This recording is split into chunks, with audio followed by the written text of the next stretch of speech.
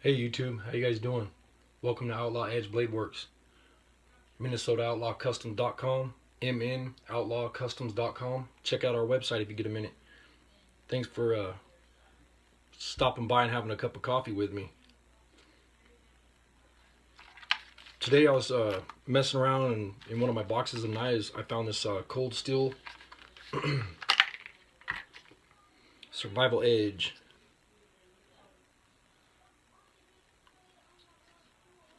In the handle here, you could store survival gear, fishing gear, whatever you want to put in there. And I just have a couple chunks of tinder. It's a wet fire, whatever it is. And it's a pretty cool knife. I've had this thing about 10 years now. And I've beat it up pretty bad. I've never baton with it because I know that the blade, you can see when you're inside the handle here, the blade only goes in about this far. And I didn't want to break it.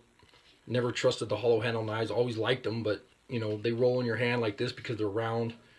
The O-rings, these have been replaced a couple times.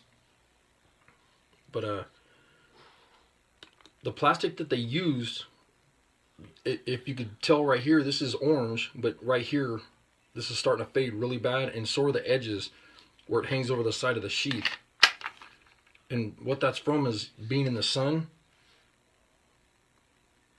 I don't know if you can see that on camera, but being in the sun, that's faded really bad, and it's just plastic. And I mean, this thing it's kind of a flimsy knife, so I just used it on my kayak all the time.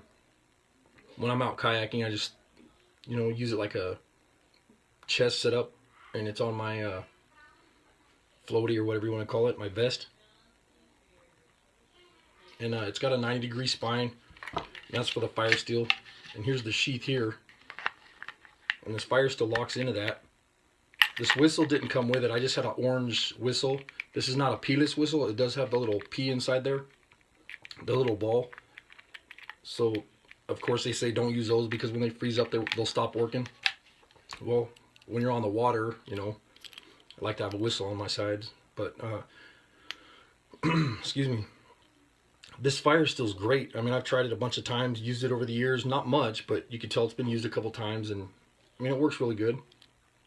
It'll get you out of a situation if something happens. You could still build fire, whatever, if you're wet and cold and whatever.